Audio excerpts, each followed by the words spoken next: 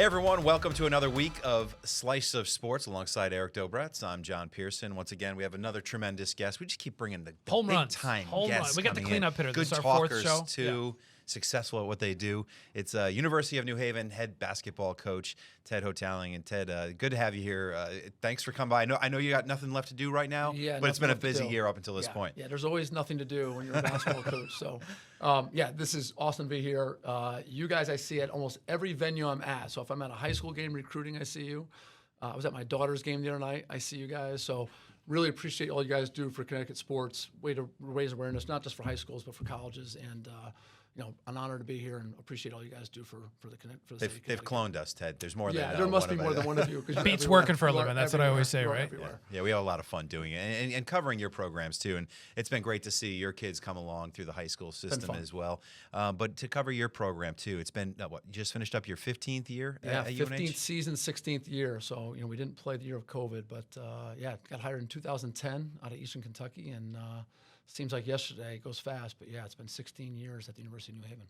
Talk about this year, because this was different than some of the other years. You made the transition, from D2 to a D1 program. Didn't have a lot of time to do it, but you made it. I don't say you made it look easy, because I'm sure it wasn't. But you had a great season when it's all said and done. We did, and when we announced Division I, I think it was about May 1st or so. We didn't really have a roster, so we had one scholarship guy returning. We had signed a couple guys Division II. Had some conversations with them about, hey, we're transitioning to Division I. We're going to honor your scholarships, but we understand maybe if you want to look elsewhere, if this is not the challenge that you want. And then we added 17 players to the roster. I did it myself, which is, I look back at it now, feels like a daunting task, but very rewarding to connect with families, connect with young men that wanted to play Division I basketball, whether they're scholarship or non-scholarship. And what we did was we put a really good roster together of good people. And you say it looked easy. It didn't feel easy at the time, but it becomes much easier when you're doing hard things with good people. And that's essentially what we did. Was we had the right people in the program, and it was a really fun year. And when you go to Division I, you have to put together a new schedule. And folks, let's just read some of the names of the schedule that the New Haven Chargers played this year: UConn, Columbia, Penn State, Seton Hall, Boston College, and Vanderbilt. I mean, that's a out-of-conference schedule that any Division I program would want to play. Talk about how daunting that was. Well, the easiest part was scheduling. So when you transition to Division I, everyone wants to win. So you become the prettiest bell at the ball. Yeah. So I was the prettiest Division I coach in the country. We had people email, phone call. We want to be very strategic about the non-league schedule. We wanted to play UConn. I think UConn is the standard, not just in Connecticut, but I think they're the standard for the country right now. The job that their coaching staff, they have recognizable players. I think the state has supported them in an incredible way with their crowd. So that was an important game for us to get. And then we wanted to play other regional games, wanted to play Boston College, wanted to play Seton Hall.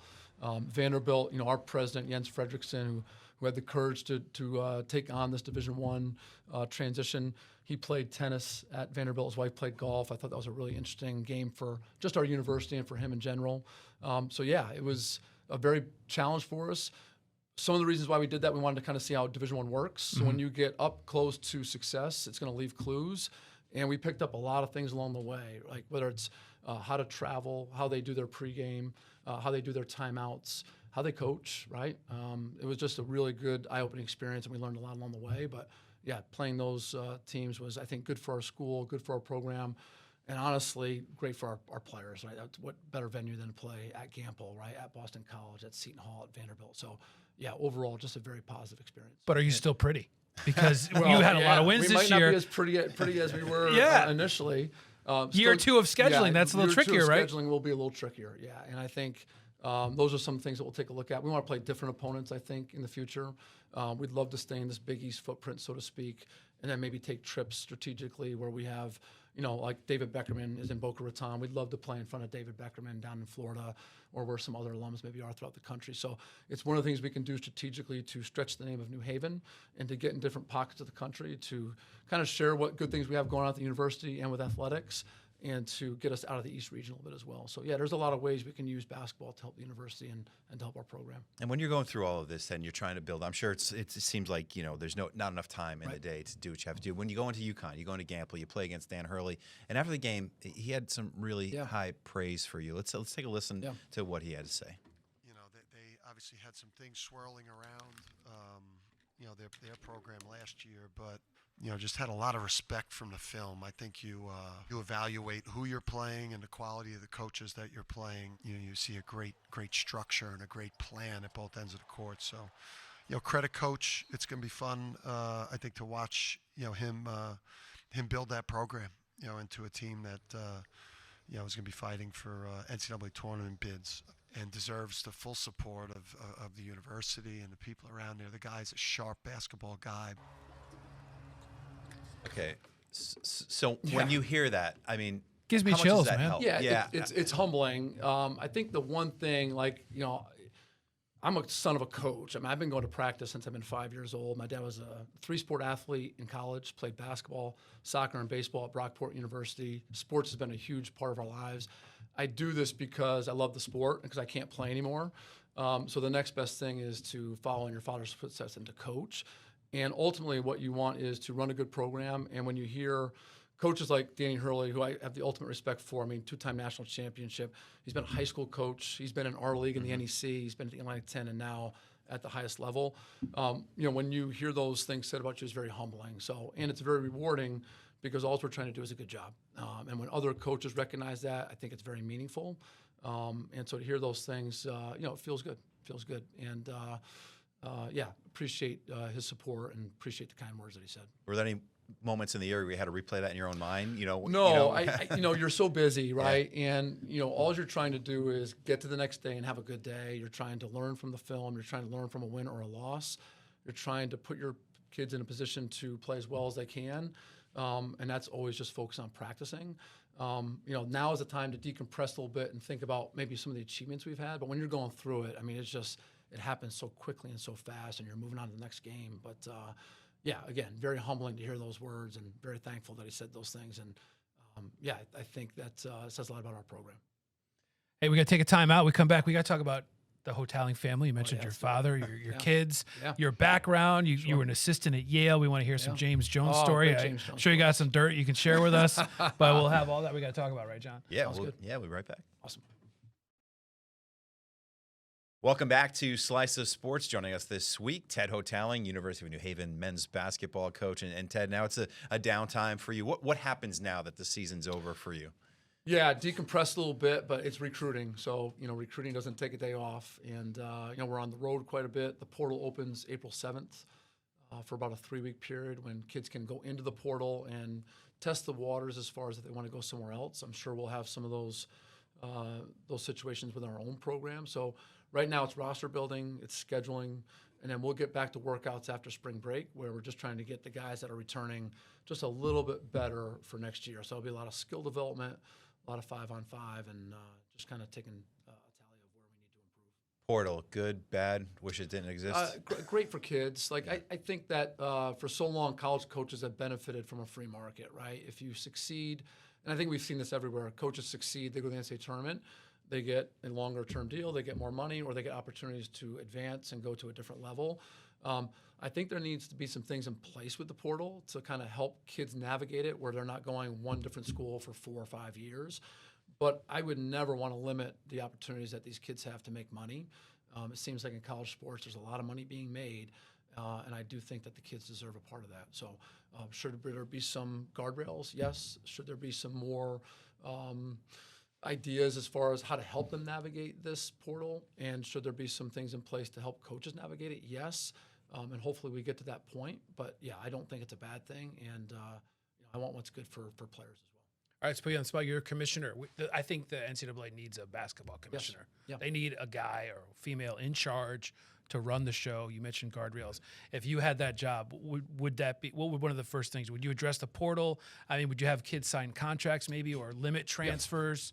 I mean, I worry about kids not even going to school because if they're going to 4 or 5 schools. I have a lot of ideas. I think the academic piece needs to be a priority. I don't understand how you can go from school to school and have progress towards degree and have, your grades transfer from one school to the next. I mean, I've been doing transcripts for 26 years now. And I think that's the number one, is that the academic piece has to be, I think, a little bit set up a little bit better for the student athlete so they can get a meaningful degree and a degree that's going to help them in the future. The other idea is I think this should be more like Europe. I think we have a design right now that more than likely looks like the soccer leagues in Europe. I think that if we have an opportunity to, so all of the kids that we recruited this year, we were their only scholarship offer. So it was New Haven or it wasn't Division I. And you can get good players doing that. It takes evaluation skills. It takes kind of understanding what you are, what your university is, and trying to get those kids who you can be successful. And we have some young men who will probably go to the portal and will have a chance to make money. I do think that there should be a transfer fee associated with that. I think that if we give the resources to these young men and the opportunities for them to succeed, that like Europe, that you would pay a transfer fee. So if they want to talk to that young man or sign that young man, some of that money should go to the schools that are helping develop those young people. And then also I think there should be an age minimum, and I also think there should be a 5-year minimum. I don't think you should play 6 or 7 years of college basketball. I think that, the other thing that's happening is freshmen are getting squeezed out of this environment and this experience. And I think we talked earlier about where our looks are. We're looking portal first. You have to be old to have a chance to win. And I think what's getting lost is these opportunities for these freshmen to get into a program, develop, and have a meaningful experience. And because of the portal, maybe those opportunities aren't as available. And I think that's one of the things I think needs to happen. It's just there's got to be either an age minimum or a minimum as far as you get 4 years or 5 years to play. Should you limit players on transfers too? Like, should they get one transfer and then maybe another if there's a coaching change? Because it seems like there's so many guys hopping around year to year. There is. And again, if you're not going to do it for a normal student, I don't know why you do it for a college basketball player. So if a regular student goes to 4 different colleges in 4 years, that's their choice. I don't know if that's a part of it for me. Hopefully, it gets to the point where at least they have some guardrails.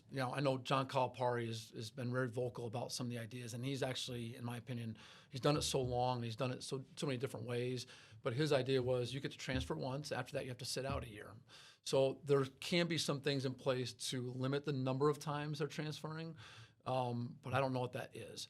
The other thing I'd say is, I was a college basketball fan before I became a college basketball player. I grew up with Syracuse, Pearl Washington, right? All these guys, Derek Coleman, and if you look at UConn, right? Ray Allen, Danielle Marshall, a lot of these young people that watch college basketball, they get attracted to the game because of the players. And now with the change of kids going from school to school, I think that's getting lost a little bit. I think that gets lost in the maybe like how you associate with a college program now. So hopefully there's people higher level than I am that are trying to figure these things out and maybe are taking a look at how they can make the game better and make it better for the student athletes. But at the forefront of this has to be some sort of clear guidelines as far as, hey, this is going to be what we're going to do in the near future. And then it will adapt and change after that. But yeah, there needs to be some things that are talked about. I think a commissioner is a great idea. Every major league in the world has a commissioner. Football is different than basketball right now. Baseball is different than football. Women's softball is different than basketball. So each sport kind of has a little bit different dynamic to it at the college level. And I think that if you had someone just looking over each sport, it would be very, very good for the future. Well, programs are bringing in general managers, right, to run programs. So why not have a commissioner? Yes, general managers are making personnel decisions, and they are kind of like figuring out what they're going to offer kids financially. Salary cap. And salary, yeah. And I think what you're seeing right now is, there is no salary cap. So it's a little bit more like Major League Baseball than it is the NBA. So we had no NIL this year, but UConn, I'm sure, has considerable NIL. But we're playing the same league, essentially, and we're all fighting for the same You're thing. the Pirates or the Yankees. Right. And so there is an imbalance as far as on the competitive side of it, and hopefully that can get to a point where at least it gets a little closer, where the disparity between the haves and the have-nots is not great. 'Cause that's what's happening right now. And they're also taking our better players, right? Our better players keep moving up levels, and at some point, the disparity is just going to get greater, not just from the financial standpoint, but also from the talent. Right? Well, two things you touched upon: development, the freshman piece. Rick Pitino said, "I'm not even recruiting high school players anymore," and I think Dan Hurley does a good job of still recruiting high schools to keep that culture, to let people know how things go. But the other piece you mentioned is people leaving after 1 year. They don't have a legacy. You mentioned we were fans. I was a Georgetown fan growing up. I saw Patrick Ewing for 4 years. Walter Berry at St. John's, Chris Mullen. Braylon Mullins is a great freshman player, but he could be a one and done. Liam McNeely, James Bouknight. What's their UConn legacy going to be? Right. Some guys are going to have good problem to have. Well, don't get me I wrong. think some guys will have 4 alumni games when they're 50, right? They'll have to go to 4 different alumni games, and that's where it's happening. the one and done is an interesting piece because they are getting opportunities in the NBA, and they're always going to be attached to that university, right? Carmelo Anthony's probably the poster child for one and done, win a national championship, but he's still tied to that university in a very big way. But the Owls Caravans are going to be very few and far between now. Right? It was great to watch his career, going from freshman now to senior. Like, that's going to be very rare now. And again, there's a lot of, life has changed, right? Sports change constantly. We're going to have to get used to this and accept it. But again, I think there can be things in place to help it along and maybe to help the product and to help the fan bases and to help schools be competitive. Yeah, that's what I miss the most. That you got a recruiting class coming in. You got, I got these guys for 3 or 4 years, can root for them, but now you don't know who's coming. Just look at UConn football with 50 some odd new faces coming in. So, all right, well, listen, you're really good. Keep you for so one more. yeah, we got to keep you around for one more segment. We're going to take another quick break and be right back. Welcome back to Slice of Sports. Ted Hotaling joining us this week. And Ted, real quick, and then we're going to move on to talk about you, your family, some of your, coaching ventures. But when you're in a position now where people are coming for your players, how do you try to re-recruit them? How do you try to keep them around? How do you not become almost like the AA baseball for the major leagues of the high major players? So I think in any relationship between coach and player, it's got to have trust, first of all. And they have to understand that I want what's best for them first and foremost. So, Andre Pasha had a great game against UConn, and the next day he's got flooded in his DMs with people wanting to talk to him about his next steps. And all we asked of all of our players was to just be in the now, be in the moment, be where your feet are, worry about today, help New Haven succeed. And if you do that, things usually work out well for you. But we want what's best for our players first and foremost. So we're going to have a couple guys with opportunities to make money. And I've had very candid conversations with them throughout the year. I will help them in any way that I can. So I just ask that they are honest with me, upfront with me, and I will be upfront and honest with them, and we will help them in any way that we can. So, and we want that for these players. I think, you look at, if you're a professional athlete, you have maybe 10 years to make money. I know some of the lifespans are very short, but in general, you're going to have 8 to 10 years to make money. These young men have a very, very short timeline to make money playing a sport that they love. And we want them to take every opportunity to do that. So we don't want to hold them back. We want what's best for them. We're always going to pitch that New Haven is a good opportunity for them. This is what we can provide for you. But sometimes in this world, it's very transactional and not transformational. So the transactional nature of our industry is going to probably determine where they go next. And we just want to help them in that process. And I think that's the biggest thing is there's a lot of people that are asking a lot of things of them, and you have to be very careful who you speak to. And I think that we can help parcel that out a little bit and just make sure they're aligned with people they can trust, people that have their best interests at heart, and people that want them to succeed at the next stop if they do so choose that. Not only is this NIL thing a challenge for you and other schools, but it's also a challenge, I assume, for the Ivy League. You were an assistant coach with James Jones at Yale. James had a ton of great players over the years. They all seem to stick around. They sell that 4 years for 40. I know that's the slogan there. Talk about how James Jones is navigating this, do you think, as a former he's winning, so I think he's navigating it pretty well. I think he just won his 7th in a row, if I'm not mistaken. So, James has had an incredible career. James coached me in college. I don't know if people know that, but James was an assistant coach at the University of Albany. So we played a ton of one-on-one. I won't tell you who won all those games because he might have a different version. We played some tennis back in the day when he was just starting out to learn. I would play pickup tennis with my brother back in the day after Wimbledon and the U.S. Open, so I wasn't very good. But, James is very competitive, as we all are. But, I've known James for over 30 years. My first day on Albany's campus when I went to take an unofficial visit, James Jones was the first one to meet my mom, my dad, and I, so always have that memory. Very happy for success. When we first got there, I think it was 99, 2000, Yale was one of the worst teams in the country. I don't think people remember that. They see all the winning now and all the championships, but there was a lot of heavy lifting to do in those early years where he flipped that program with a lot of hard work, great design, obviously excellent coach. So I've said this to a lot of people. We're trying to do the same thing at New Haven Division I is take James's model, right? Get the right people in the program, just put good days together and hopefully have the success that he's had at Yale. But he's navigated this pretty well. I think the job of the Ivy is going to become harder in the future just because of the money that's being offered. And the reality is, I don't know if we value education in the society as much as we should. I think that's sad in some ways. But it's even taking away kids from Harvard. It's taking away kids from Yale. It's taking kids away from other Ivy League schools. Brown had several situations where kids didn't play. Danny Wolf at Yale. Danny Wolf, yeah. And, when there's a lot of money being offered, it is a hard thing to turn down. I think winning helps James, number one. I think everyone wants to be in a winning environment. I think he built a great environment where kids succeed, but they're also it's a very positive experience. So he'll figure it out.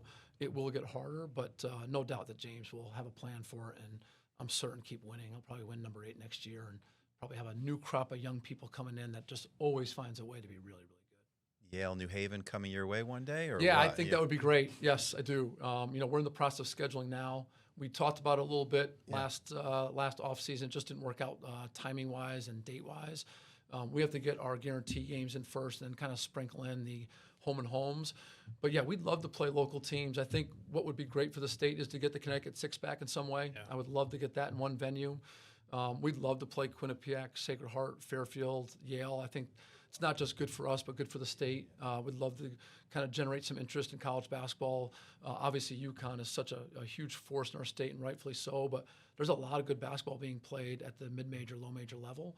So, yeah, we'd love to get a game at Payne-Whitney and maybe get them to the Hazel Center as well. Maybe we'll have the Hazel Center first. We'll have them come to the Hazel Center first. What's your version of who won these one-on-one basketball battles and then tennis battles with James? Yeah, boy, we'll talk off the air for that. I don't want to get in trouble with James. He was still my boss at some point. So yeah, we had some good matches. Let's just say that. And now his son Quincy's playing in Villanova. I was an assistant. Yeah, we'd have some great 2-on-2 games. So and they were pretty feisty. I'm sure Jordan James can tell those as well. But yeah, good games.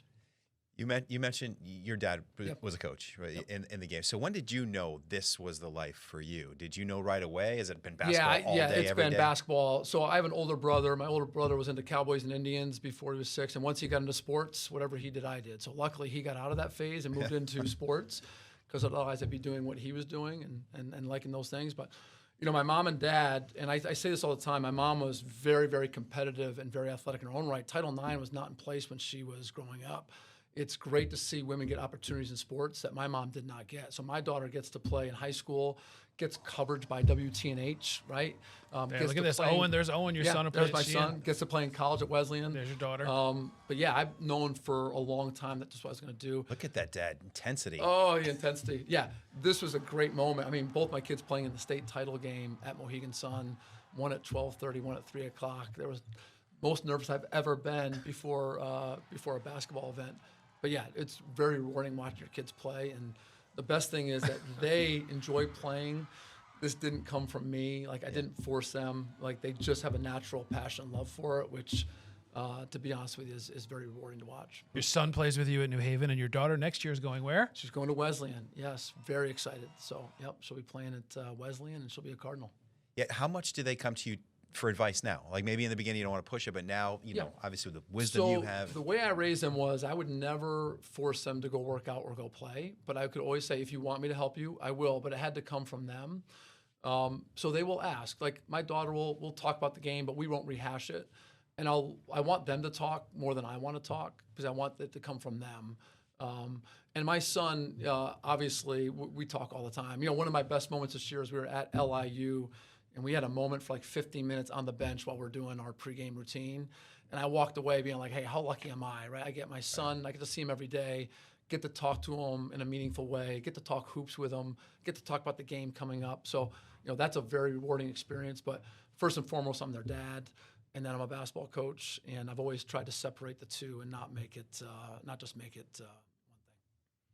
You're a lucky man. Yeah, I am. Yeah, you're a lucky very man. lucky. It's been great to watch your kids grow up, and we're thrilled to have you. And not only consider you a great coach, but a good friend. Yeah, good friend. Yes, the feeling is mutual. You guys have been unbelievable for our program and for me. I appreciate that. And I love seeing you guys on the road, and always makes me smile, man. Appreciate it. Continued success over there in New Haven. You've done a great job. Thanks. And we'll be there next year to watch you get into the tournament and keep soaring over there with the Chargers. Yep. How happy is the NEC, by the way, that the Chargers aren't eligible for the tournament? I agree with you. Let's go. I agree with you 100%. I agree.